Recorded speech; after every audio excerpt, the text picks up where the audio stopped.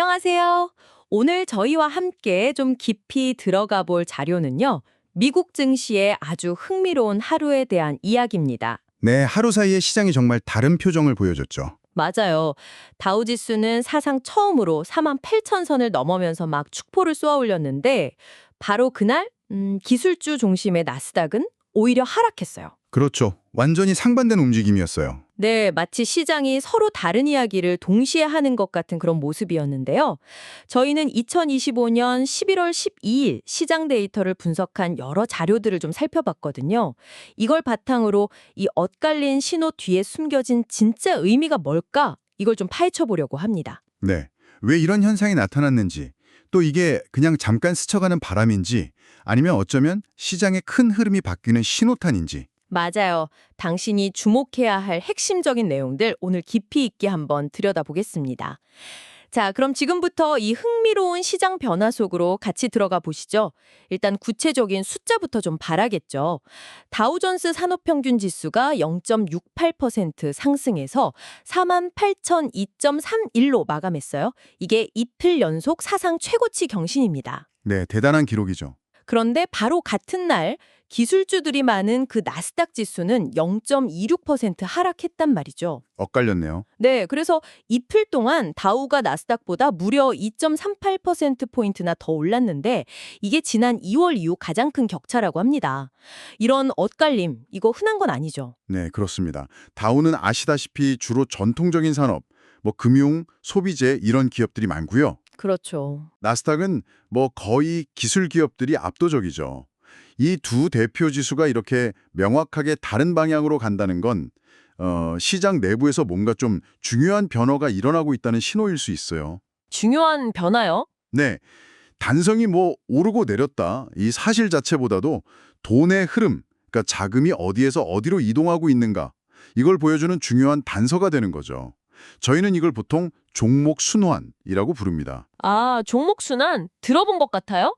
그러니까 그동안 시장을 막 뜨겁게 달궜던 기술주들이 잠시 숨을 고르는 사이에 좀 오랫동안 상대적으로 주목을 덜 받았던 전통산업 중심의 그 소위 가치주들이 다시 떠오른다. 이런 의미로 보면 될까요? 네네, 비슷합니다. 특히 그 인공지능 AI 열풍 때문에 주가가 엄청나게 올랐던 기술주들이 최근 들어서 조금 주춤하는 모습이 보이잖아요. 정확히 바로 그 지점입니다. 시장 참여자들이 그걸 주목하기 시작한 거예요. AI라는 기술 자체의 잠재력, 이건 여전히 긍정적으로 평가하죠. 그런데 그 기대감이 이미 주가에 좀 과도하게 반영된 건 아닌가, 그 정도가 적절한 수준인가, 이걸 따져보기 시작했다는 거죠. 아하. 자료에도 나오지만 그 GMO 도메스틱 레질리언스 ETF의 샘 클라 매니저 분석처럼요. AI 종목들 펀더멘탈은 여전히 괜찮다. 하지만 지금 시장은 그 정도를 따지는 구간이다. 이렇게 보는 거죠. 펀더멘탈보다 주가가 너무 앞서갔다. 이런 인식이 좀 퍼지면 당연히 조정으로 이어질 수 있겠네요. 그럼요. 자연스럽게 조정을 유발할 수 있습니다. 그렇다면 이게 AI 기술 자체에 대한 회의감이라기보다는 단기간에 너무 뜨거워진 것에 대한 일종의 냉각기 또는 밸류에이션 점검? 이렇게 볼 수 있겠네요. 네, 꽤 더 적합한 표현일 것 같습니다. 그럼 그 과정에서 빠져나온 자금들은 다 어디로 가고 있다는 건가요?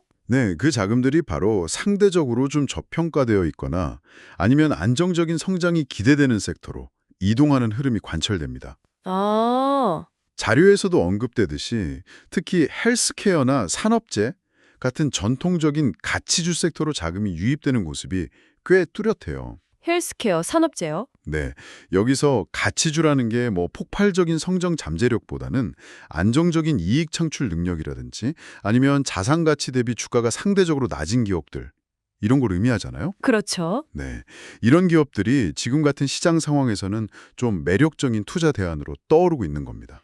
아, 이 부분이 정말 흥미로운데요. 구체적인 사례를 보면 이 흐름이 더 명확하게 보이는 것 같아요. 예를 들어서 기술주 안에서도요. 그 빅데이터 분석 기업 팔란티어는 3.56% 내렸는데 AI 기술이랑 관련 있는 소형 원자력 기업 오클로라고 있잖아요. 네, 오클로. 거기는 오히려 6.67%나 급등했어요. 그러니까 모든 기술주가 다 내리는 게 아니라 그 안에서도 뭔가 옥석 가리기가 진행되는 것 같고. 맞습니다. 차별하죠. 동시에 헬스케어나 산업재 섹터 전반으로는 꾸준히 자금이 들어오고 있다는 거잖아요. 이 두 가지 현상을 어떻게 연결해서 봐야 할까요? 복잡한데요? 아주 중요한 포인트를 짚어주셨어요. 그 두 가지 현상이 동시에 나타나고 있다는 점, 여기에 주목해야 합니다. 네. 첫째는 기술주 섹터 내부에서는 말씀하신 대로 차별화가 심화되고 있어요. AI라는 큰 테마 안에서도 실제 사업 모델이라든지 수익성, 성장 지속 가능성 이런 것들을 투자자들이 이제 더 깐깐하게 따지기 시작했다는 의미죠. 그냥 AI라고 다 사는 게 아니군요. 그렇죠. 무조건적인 AI 열풍에서 벗어나서 선별적인 투자로 전환되고 있는 겁니다. 둘째는 좀 더 큰 그림에서 보면 기술주 섹터에서 빠져나온 일부 자금이 안정성을 찾아서 가치주 섹터로 이동하는 순환매가 나타나고 있다는 거죠. 아하. 그 해리스 파이낸셜 그룹의 제이미 콕스 대표가 가치주의 귀환이 시장의 주요 테마고 특히 헬스케어 종목들이 본격적으로 움직인다 이렇게 진단한 게 바로 이런 맥락인 겁니다. 그렇군요. 그러니까 한쪽에서는 AI 관련주 내에서도 옥석을 가리고 있고 다른 한쪽에서는 위험을 좀 분산하고 안정적인 수익을 찾으려는 움직임이 동시에 나타나고 있다. 이런 거네요. 네, 어쩐지 투자자들이 잠시 숨을 고르면서 포트폴리오를 좀 재정비하는 듯한 느낌도 드는데요. 네, 충분히 그런 해석이 가능합니다. 특히 시장의 불확실성이 좀 높다고 느껴질 때 투자자들은 변동성이 큰 성장주보다는 꾸준히 실적을 내는 가치주에서 안정감을 찾으려는 경향이 있거든요. AI처럼 미래 가치를 크게 반영하는 주식들은 금리라든지 경제 성장 전망 같은 거시 환경 변화에 더 민감할 수밖에 없는데 이런 요인들에 대한 우려가 조금이라도 있다면 가치주 선호 현상은 더 힘을 받을 수 있죠. 그렇군요. 근데 시장에 이런 움직임에 영향을 미친 다른 요인은 없었을까요? 자료를 보니까 그 정치적인 불확실성 완화, 이것도 한몫했다고 하던데요. 네. 그 부분도 있죠. 미국 연방정부 셧다운 우려가 해소될 거라는 기대감, 이게 투자 심리를 안정시키고 특히 다우지수 상승에 긍정적인 영향을 미쳤다, 이런 분석이 있더라고요. 이건 어떻게 봐야 할까요? 셧다운 이슈가 기술주 매도나 가치주 매수를 직접적으로 유발했다고 보기는 좀 어려울 것 같은데요? 정확한 지적이십니다. 셧다운 해소 기대감이 종목 순환의 직접적인 원인이라고 보기는 어렵죠. 그렇죠. 네. 하지만 중요한 촉매제 역할은 했다고 볼 수 있습니다. 당시에 미 하원에서 셧다운 피하려고 임시 예산안 처리 예정이었고 상원은 이리 통과시킨 상태였잖아요. 네, 맞아요. 셧다운 같은 정치적 리스크는 시장 전체의 투자 심리를 위축시키고 변동성을 키우는 요인인데 이 불확실성이 해소될 거라는 기대감이 퍼지면서 시장 전반에 좀 안도감을 준 거죠. 아하. 그러니까 시장의 발목을 잡고 있던 걱정거리 하나가 사라지니까 투자가들이 좀 더 편안한 마음으로 시장을 볼 수 있게 됐고 네, 그렇죠. 그 결과 기술주 밸류에이션에 대한 고민이라든지 가치주로의 자금 이동 같은 시장 본연의 움직임이 더 원활하게 나타날 수 있는 그런 환경이 만들어졌다. 이 말씀이시군요. 그렇습니다. 이걸 좀 더 큰 그림하고 연결해보면 시장 자체의 펀더멘털이 어느 정도 받쳐주는 상황에서 정치적 돌발 변수라는 안개가 싹 걷히니까 투자자들이 기업 가치나 섹터별 매력도 같은 본질적인 요소에 더 집중할 수 있게 된 거죠. 네. 그 결과로 자연스러운 종목 순환 현상이 나타난 것으로 해석하는 게 합리적입니다. 정치적 안정성이 순환매를 직접 일으켰다기보다는 순환매가 일어나기 좋은 판을 깔아줬다. 이렇게 볼 수 있겠네요. 판을 깔아줬다. 재밌는 표현이네요. 자, 이제 가장 중요한 질문이 남은 것 같습니다. 그래서 이 흐름, 그러니까 기술주가 주춤하고 가치주가 부상하는 이 현상, 이게 앞으로도 계속될까요? 아니면 그냥 잠깐 스쳐 지나가는 단기적인 조정일까요? 글쎄요. 이 부분에 대해서는 전문가들 사이에서도 의견이 좀 분분한 것 같아요. 당신도 아마 이 점이 가장 궁금하실 텐데요. 맞습니다. 이게 제일 궁금하죠. 아직은 섣불리 판단하기 어렵다는 신중론이 좀 우세한 편입니다. 자료에서도 그 BNY 마켓 매크로 전략 총괄 밥세비질 견해를 좀 비중 있게 다루고 있잖아요. 네, 봤어요. 그분은 이번 흐름이 일부 포트폴리오 매니저들의 연말 이익 실현 성격이 짙다, 이렇게 분석했어요. 아, 연말 이익 실현? 네. 즉, 그동안 기술주 투자로 상당한 수익을 거둔 펀드 매니저들이 연말 앞두고 일단 수익을 좀 확정하려는 움직임이 나타나면서 기술주 매도 압력이 커졌고 그 자금이 일시적으로 다른 곳으로 이동했을 수 있다. 이런 해석이죠. 그러니까 단순히 장기적인 투자 전력의 변화라기보다는 단기적인 수급 요인이나 차익 실현 욕구가 크게 작용했을 가능성도 배제할 수 없다. 이런 거군요. 네, 그런 가능성이 있다는 거죠. 밥세비지는 특히 연기금이나 해외 자금 같은 대규모 자금이 본격적으로 기술주에서 이탈하는 결정적인 움직임은 아직 관찰되지 않는다, 이렇게 선을 그었다고 하는데요. 이 큰 손들의 움직임, 이게 왜 중요한 건가요? 아, 그 연기금이나 국부 펀드, 대형 해외 투자 기관들, 소위 큰 손들은 일반적으로 굉장히 장기적인 관점에서 투자 결정을 내리거든요. 그렇죠. 길게 보죠. 네. 이들의 자금 흐름은 단기적인 시장 변동보다는 중장기적인 경제 전망이나 산업 구조 변화에 대한 판단을 반영하는 경우가 많아요. 따라서 이들이 특정 섹터에서 대규모로 자금을 빼거나 혹은 투입한다면 그건 시장의 구조적인 변화, 즉 패러다임 전환의 신호로 해석될 여지가 크죠. 그런데 밥세비지 분석에 따르면 아직 그런 수준의 의미 있는 자금 이동은 나타나지 않고 있다, 이겁니다. 그렇다면 현재 가치주 부상의 기술주 시대의 종말을 고하는 신호탄이다, 이렇게 단정하기에는 아직 근거가 좀 부족하다는 상당히 신중한 입장이네요. 그렇죠. 아직은 좀 더 지켜봐야 한다는 거죠. 하지만 또 반대로 생각해보면 일부 매니저들의 차익 실현만으로 보기에는 다우와 나스닥의 격차가 이례적으로 크게 벌어졌다는 점, 이것도 좀 신경이 쓰이는데요. 정말 단기적인 현상으로만 치부할 수 있을까요? 바로 그 점이 현재 시장을 해석하는 데 있어서 핵심적인 딜레마입니다. 말씀하신 대로 단기적인 수급 요인과 장기적인 구조 변화 가능성이 좀 혼재되어 나타나고 있을 수 있어요. 혼재되어 있다. 네. 중요한 것은 설령 이게 단기적인 움직임이라고 할지라도 시장 참여자들이 AI 열풍 이후 처음으로 기술주 외에 다른 투자 대안들을 진지하게 고려하기 시작했다는 사실 자체입니다. 아, 과거처럼 기술주에만 그냥 맹목적으로 집중했던 분위기와는 분명히 달라진 양상이죠. 확실히 분위기는 좀 달라진 것 같네요. 네.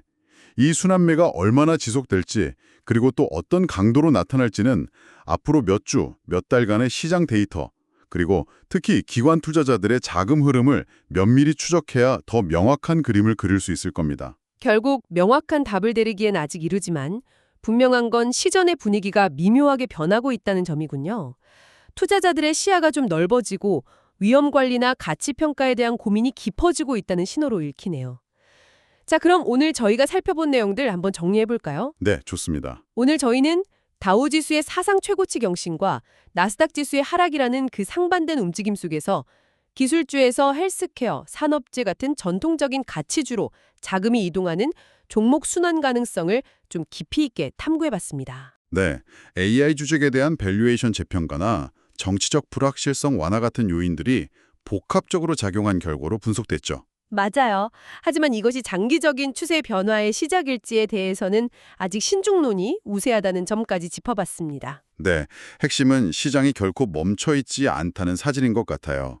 특정 테마가 시장을 주도하다가도 어느 순간 시장은 그 열기를 좀 식히고 새로운 대안을 찾아 나서거든요.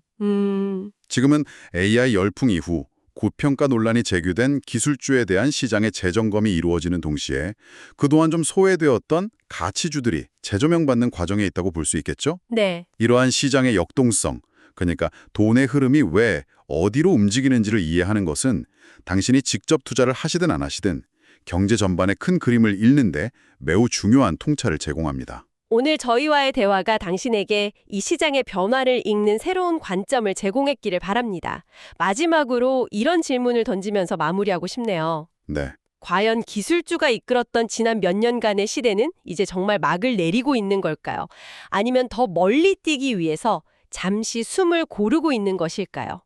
앞으로 몇 달 동안 시장이 우리에게 어떤 이야기를 들려줄지 그 흥미진진한 스토리를 함께 지켜보는 것은 어떨까요? 요즘 금융계에서 정말 뜨거운 감자죠. 토큰 증권 STO입니다. 네, 관심이 아주 높습니다. 그런데 이게 단순히 부동산이나 미술품 같은 자산을 잘게 쪼개서 토큰으로 만드는 거? 이걸로만은 좀 부족하다. 이런 흥미로운 주장이 나왔어요. 저희가 입수한 해시드 오픈 리서치, HOR이라고 하죠. 여기서 나온 온체인 금융 인프라, RWA와 스테이블 코인이 바꾸는 금융 질서라는 보고서가 있는데요. 이걸 바탕으로 한번 깊이 파고들어 보겠습니다. 네, 아주 시의적절한 보고서라고 생각합니다. 이 보고서의 핵심 주장이 지금 한국의 STO 논의가 어쩌면 반쪽짜리가 될 수도 있다. 이런 우려를 지적하고 있어요. 아, 반쪽짜리요? 네, 왜냐하면 자산만 토큰으로 만들고 정작 돈을 주고받는 그 결제 시스템은 기존 은행 방식을 그냥 쓰려고 한다는 거죠. 그래서 보고서는 아예 화나 스테이블 코인 같은 디지털 결제 수단도 함께 도입해야 한다. 이게 필수적이다. 이렇게 강하게 이야기합니다. 그렇죠. 자산과 돈, 이 두 가지가 다 블록체인 위에서 돌아가야 진짜 효율성이 나온다는 논리입니다. 자, 그럼 왜 이 STO와 원화 스테이블 코인이 꼭 같이 가야 하는 건지, 또 이게 우리 금융 시스템에는 어떤 변화를 가져올 수 있을지, 그 가능성과 또 넘어야 할 과제들, 오늘 한번 같이 탐색해 보시죠. 기존 금융에 어떤 불편함을 넘어서는 새로운 길이 열릴 수 있을지 지금부터 자세히 살펴보겠습니다. 자, 이걸 한번 제대로 파헤쳐 볼까요? 네, 좋습니다. 지금 보면 국내에서 STO 도입 논의, 이게 상당히 활발하게 진행되는 것 같아요. 그렇죠? 네, 맞습니다. 여러 플레이어들이 준비하고 있죠. 결정적인 한계점이 있다고 지적한다고요. 자산을 성공적으로 토큰화한다고 해도 결국 마지막에 돈을 주고받는 건 기존 은행 시스템, 원화 계좌 이체, 여기에 의존한다면 이게 왜 문제가 되는 걸까요? 바로 그 지점입니다. 그러니까 현재 논의되는 방식대로라면 블록체인 기술의 가장 큰 장점이라고 할 수 있는 효율성, 이걸 제대로 살리기가 좀 어렵다는 거죠. 해시드 오픈 리서치 분석을 보면요. 이 결제 단계에서 기존 은행 시스템을 그대로 쓰게 되면 비용을 줄인다거나 거래 속도를 높이는 이런 온체인 기술의 좋은 점들을 완전히 누리기가 어렵다는 겁니다. 발행은 새 기술로 하는데 결제는 옛날 방식이면 좀 이상하긴 하네요. 그렇죠. 토큰 증권 발행은 뭔가 새로운 기술로 싹 하는데 정작 돈 주고받는 건 예전 방식 그대로다. 이러면 어딘가 좀 어색하잖아요. 결국 결제가 지연된다거나 아니면 여러 중간 기관들을 거치면서 생기는 운영상의 복잡함, 또 위험 부담, 이런 게 그대로 남게 되는 거죠. 그렇군요. 여기서 이게 정말 흥미로운 지점은요. 비유하자면 마치 최첨단 전기차를 딱 만들었는데 충전 인프라가 제대로 안 깔려서 제 성능을 못 내는 상황. 그거랑 비슷하다는 거예요. 아하, 전기차 비유 좋네요. 확 와닿습니다. 네, 블록체인이라는 새로운 길을 열긴 했는데 최종 목적지인 결제 완료까지 가는 길이 여전히 좀 비효율적이다. 그럼 그 혁신의 의미가 좀 바래는 거죠. 네, 문제점이 뭔지 명확하게 이해가 됩니다. 그럼 이 보고서가 제시하는 해결책은 아까 잠깐 언급하셨지만 결국 원화 스테이블 코인이나 아니면 토큰화된 예금 같은 디지털 결제 수단을 같이 도입하자 이거군요. 맞습니다. 그러니까 자산 STO도 토큰 형태로 만들고 결제 수단, 원화 스테이블 코인 같은 것도 토큰 형태로 만들어서 둘 다 블록체인 위에서 움직이게 하자 이런 아이디어네요. 정확합니다. 자산, 그러니까 실물 자산 토큰화, RWA라고 하죠. Real World Asset Tokenization. 이렇게 토큰화된 증권하고 이걸 거래할 때 쓰는 결제 수단. 예를 들면 원화 가치에 딱 연동된 스테이블 코인이나 아니면 은행 예금을 토큰화한 것들, 이런 것들이 전부 블록체인 위에서 구현이 될 때 그때 비로소 발행부터 유통, 그리고 맨 마지막 정산까지 이 모든 과정이 하나의 시스템 위에서 아주 매끄럽고 효율적으로 완결되는 그런 구조가 만들어지는 겁니다. 아, 한 번에 다 처리되는군요. 네, 소위 말하는 아토믹 스왑, 그러니까 거래하는 순간 결제까지 동시에 원자적으로 이루어지는 것도 가능해지는 거죠. 그리고 이 연구는요, 또 어느 한쪽만 먼저 도입하는 게 얼마나 어려운지도 지적하고 있어요. 아, 그래요? 네, 예를 들어서 결제 수단인 원화 스테이블 코인만 먼저 딱 나왔다고 생각해보죠. 그럼 이걸로 뭘 살 수 있을까요? 글쎄요, 마땅히 살 게 없다면 좀... 그렇죠. 온체인상에서 거래할 만한 매력적인 자산, 즉 STO가 별로 없다면 이걸 쓰려는 수요를 만들기가 어렵겠죠. 반대로 STO만 잔뜩 발행됐는데 이걸 천리하게 살 수 있는 온체인 결제 수단이 없다. 이것도 거래 활성화를 기대하기 어렵고요. 닭이 먼저냐 달걀이 먼저냐 같은 문제네요. 맞습니다. 그래서 자산 토큰화랑 결제 인프라 구축, 이걸 동시에 병행해서 추진하는 전략이 꼭 필요하다. 이렇게 강조하는 겁니다. 닭이냐 달걀이냐 싸울 게 아니라 그냥 둘 다 동시에 부활시키자 이런 거죠. 동시 추진 전략, 네, 확실히 설득력이 있습니다. 하지만 이게 아이디어가 좋다고 해서 바로 현실이 되는 건 아니잖아요. 특히 금융 분야는 규제가 워낙 중요하니까요. 그렇죠. 규제가 핵심이죠. 이런 새로운 시스템을 도입하려면 넘어야 할 산이 정말 많을 것 같은데요. 어떤 과제들을 좀 예상해야 할까요? 맞습니다. 뭐 기술적으로 구현하는 문제도 당연히 있겠지만 역시 가장 큰 허들은 정책이나 제도적인 측면에서 풀어야 할 숙제들이죠. 특히 이제 원화 스테이블 코인 같은 이런 새로운 형태의 디지털 화폐가 금융 시스템의 안정성을 해치지 않으면서 성공적으로 자리를 잡으려면 법적이고 제도적인 기반을 마련하는 게 아주 시급합니다. 구체적으로 어떤 것들이 필요할까요? 보고서는 몇 가지 구체적인 포인트를 딱 짚어주는데요. 예를 들면 이 새로운 디지털 자산이나 결제 수단을 기업들이 회계장부에 어떻게 기록해야 하는지 명확한 기준이 필요하고요. 또 여기서 생기는 소득이나 거래에 대해서 세금은 어떤 방식으로 매길 건지, 그리고 불법 자금 흐름을 막기 위한 자금 세탁 방지, AML이라고 하죠. 이 의무는 발행하는 주체나 사용자에게 어떻게 적용할 건지, 이런 걸 아주 구체적으로 정해야 합니다. 그런 게 불명확하면 참여하기 어렵겠네요. 그렇죠. 시장 참여자들이 불안해서 선뜻 나서기 어렵겠죠. 네. 그리고 이런 제도적 기반을 뒷받침하려면 실질적인 장치들도 필요한데요. 가령 스테이블 코인을 발행할 때 그 가치를 담보할 수 있는 충분한 준비금을 안전하게 보관하고 관리할 신뢰할 수 있는 기관과 구조, 예를 들면 신탁 기반 구조 같은 걸 마련하자고 제안하고요. 그리고 이 준비금이 제대로 있는지, 잘 운용되고 있는지 외부에서 투명하게 확인할 수 있게 정보를 정기적으로 공시하고, 또 사용자가 원하면 언제든지 스테이블 코인을 다시 현금으로 바꿀 수 있는 상시적인 상환 메커니즘 구축, 이것도 필수적이라고 보고서는 설명합니다.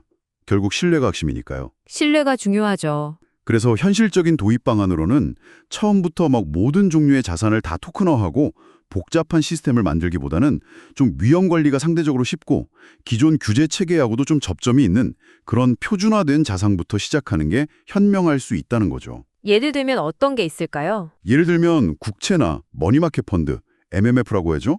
아니면 잘 알려진 공모 펀드 같은 것들. 이런 걸 우선 토큰화해서 규제 샌드박스 같은 좀 제한된 환경에서 시험 운용을 해보는 겁니다. 이걸 통해서 금융당국은 발생할 수 있는 리스크를 면밀히 모니터링하고 관리하면서 점진적으로 허용 범위를 넓혀갈 수 있겠죠. 여기서 이제 중요한 질문이 나오는 겁니다. 어떻게 하면 금융 시스템의 안전을 지키면서 동시에 혁신의 속도를 늦추지 않을 수 있을까? 이른바 안전한 혁신의 경로를 찾는 문제죠. 좀 신중하면서도 단계적인 접근이 필요해 보입니다. 규제 샌드박스를 통한 단계적 접근, 상당히 현실적인 대안으로 들리네요. 이런 제도적인 준비와 함께 시장에서는 어떤 움직임을 예상해 볼 수 있을까요? 과연 누가 가장 먼저 이 새로운 기술, 새로운 시스템에 관심을 보이고 또 활용하게 될까요?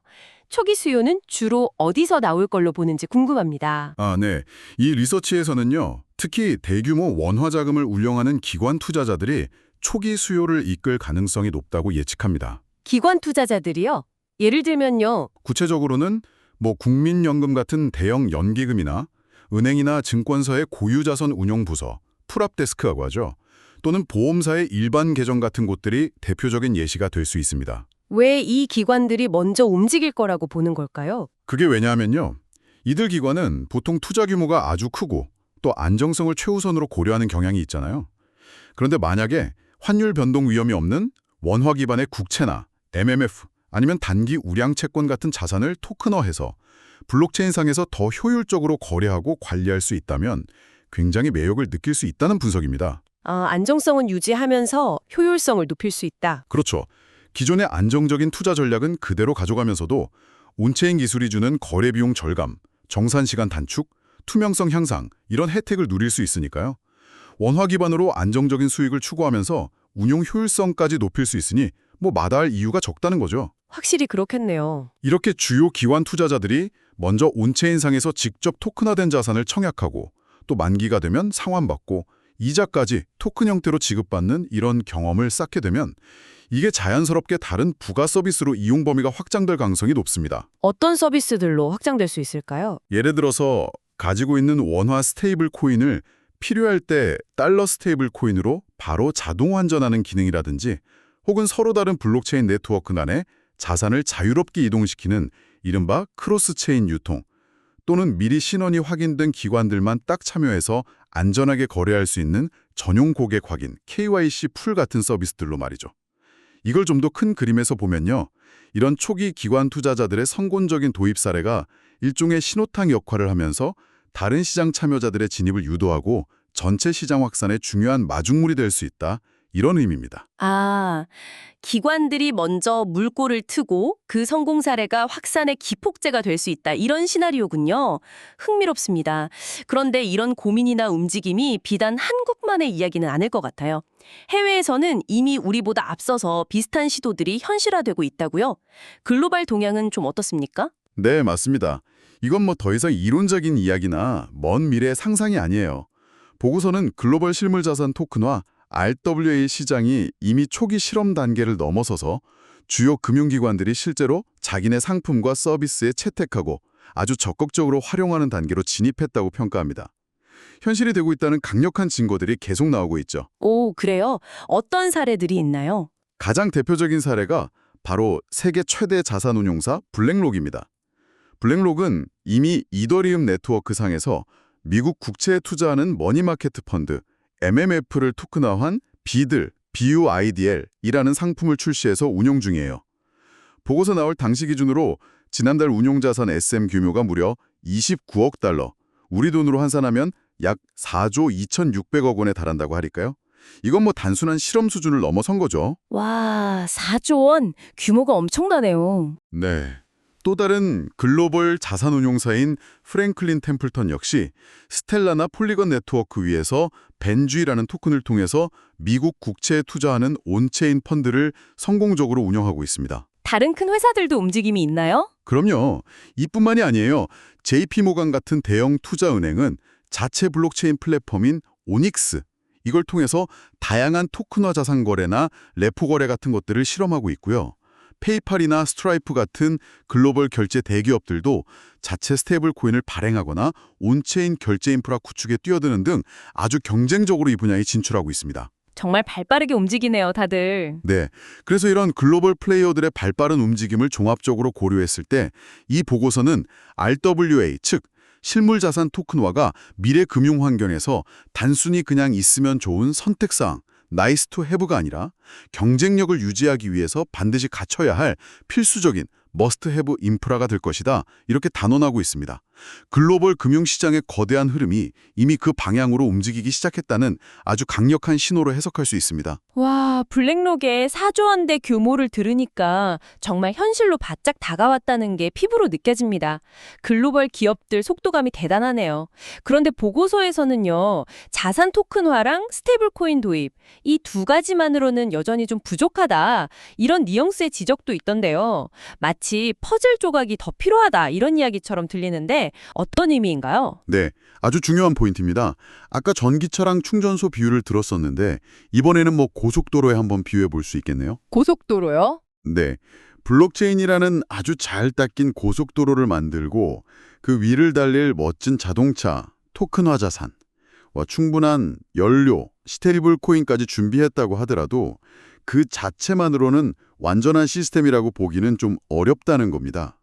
왜냐하면 고속도로에는 뭐 휴게소도 있어야 하고 다른 도로랑 연결되는 나들목, IC도 있어야 하잖아요. 아, 그렇죠. 연결이 중요하죠. 마찬가지입니다. 자산 토큰화와 결제 토큰화, 이 두 가지 핵심 요소가 도입되더라도 이것들이 온체인상에서 이루어지는 다른 중요한 금융 서비스들, 예를 들면 뭐 대출이라든지 파생상품 거래, 자산 보관 및 관리 같은 이런 핵심 기능들하고 유기적으로 연결되지 않으면 기존 금융 시스템 대비 압도적인 편의성이나 효율성을 제공하기 어렵다는 지적입니다. 각 기능들이 좀 파편화되어 있다면 시너지를 내기 어렵죠. 구체적으로 어떤 연결을 말하는 걸까요? 예를 들어서 보고서는 이렇게 설명합니다. 사전에 신원이 확인된 기관 투자자들만 참여하는 전용 KYC 풀 안에서 자기가 가지고 있는 토큰화된 국채를 담보로 딱 제공하고 즉시 원화나 달러 스테이블 코인을 빌릴 수 있는 그런 온체인 대출 기능이 필요하다는 거죠. 또 이렇게 확보한 자금이나 아니면 보유 중인 다른 토큰을 이용해서 중개기관 없이 스마트 컨트랙트로 P2P 거래하는 탈중앙화 거래소, DX라고 하죠. 아니면 기존 증권거래소처럼 호가를 모아서 처리하는 중앙호가장, CLOB 방식의 온체인 거래소에서 환율 변동 위험을 해지한다거나 다른 자산과 교환하는 수합 거래를 쉽고 빠르게 처리할 수 있는 환경, 이런 게 구축되어야 한다는 겁니다. 아, 그러니까 자산과 결제 수단뿐만 아니라 그걸 활용한 다양한 금융 활동들이 다 온체인에서 가능해야 한다. 맞습니다. 마치 레고 블록처럼 온체인상에서 서로 연결되고 조합될 수 있어야 한다는 의미입니다. 정말 필요한 게 많네요. 네, 결국 이런 유기적인 생태계를 만들려면 여러 기반 인프라가 함께 맞물려 돌아가야 합니다. 온체인상에서 참여자의 신원을 안전하고 효율적으로 확인하고 관리하는 디지털 신원, DID 체계, 그리고 각국의 규제를 준수하면서도 충분한 거래량을 소화할 수 있는 유동성 풀, 모든 거래 내역을 투명하게 기록하고 자동으로 회계 및 세무 처리를 지원하는 솔루션, 그리고 또 중요한 게 이더리움, 솔라나, 폴리곤 등등 서로 다른 블록체인 네트워크 간에 자산을 안전하고 표준화된 방식으로 주고받을 수 있는 상호 운용성 기술, 이런 것들이 모두 필요합니다. 정말 하나의 잘 짜인 금융 생태계를 블록체인 위에서 새롭게 구축하는 작업이라고 볼 수 있습니다. 와, 정말 복잡하고 거대한 퍼즐 맞추기 같다는 생각이 듭니다.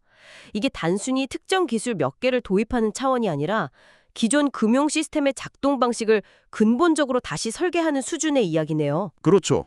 판을 새로 짜는 거죠. 그래서 보고서는 이 복잡한 퍼즐을 한국 시장의 특수성에 맞춰서 어떻게 풀어가야 할지 단계적인 도입 로드맵도 구체적으로 제시하고 있다고요. 어떤 청사진을 그리고 있는지 설명해 주시죠. 네, 맞습니다.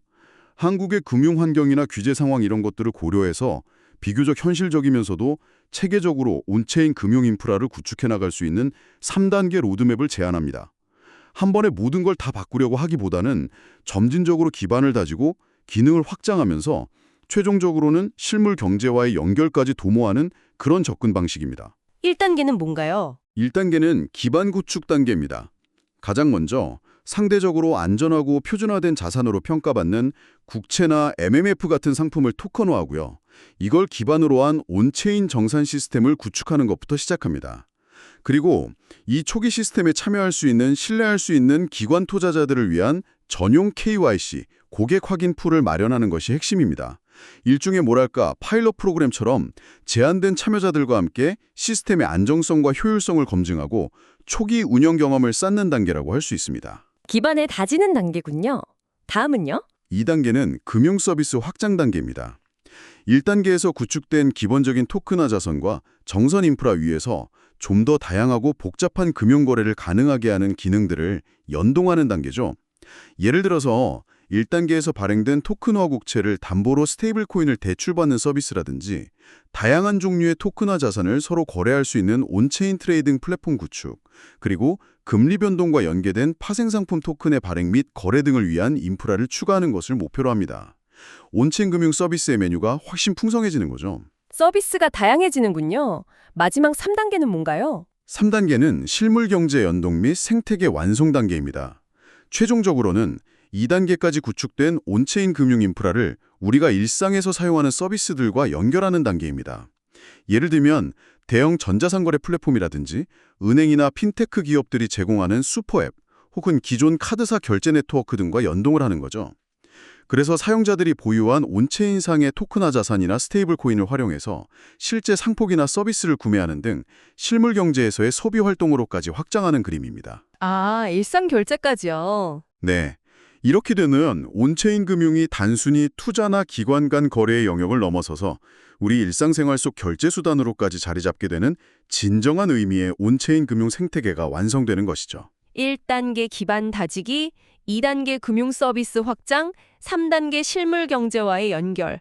와, 정말 체계적이고 야심찬 로드맵으로 보입니다. 자, 그렇다면 이 모든 논의가 궁극적으로 우리에게 시사하는 바는 무엇일까요? 이 보고서의 분석과 재현이 한국 금융권에는 어떤 의미를 던져준다고 정리할 수 있을까요? 이 보고서는 마지막으로 아주 중요한 점을 강조하는데요. 우리가 흔히 접하는 퍼블릭 블록체인 프로젝트들 있지 않습니까? 뭐 이더리움이나 솔라나 같은 것들. 이런 프로젝트들은 기술 개발 과정이나 앞으로의 발전 계획, 로드맵 같은 것을 커뮤니티에 투명하게 공개하고 함께 만들어가는 경우가 많거든요.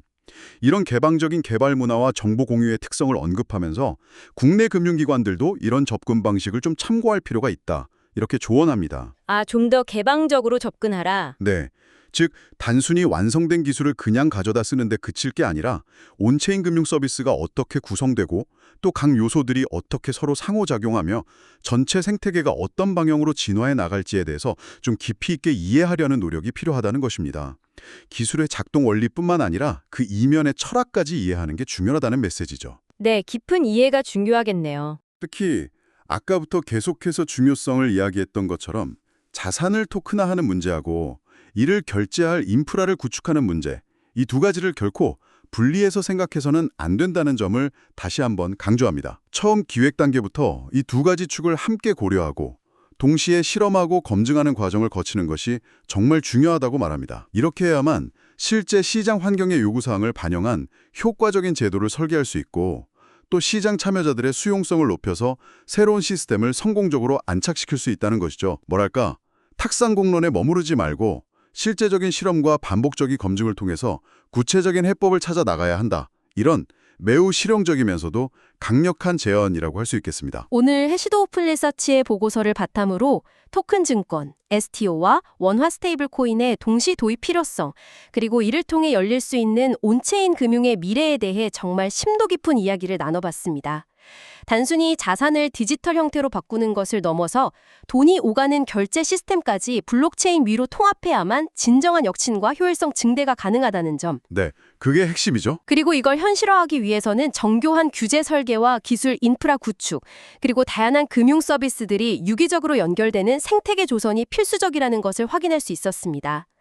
블랙록이나 프랭클린 템플튼 같은 글로벌 거대 기업들의 발빠른 행보는 이게 더 이상 먼 미래의 시나리오가 아니라는 걸 분명하게 보여주는 것 같고요. 네, 이미 현실이죠. 오늘 나눈 이야기는 단순히 금융기술의 발전에 대한 것을 넘어서서 앞으로 여러분의 투자 포트폴리오 구성 방식이나 자산을 관리하는 방법, 나아가서는 일상적인 결제 습관에까지 영향을 미칠 수 있는 매우 중요한 변화의 흐름이라고 생각됩니다.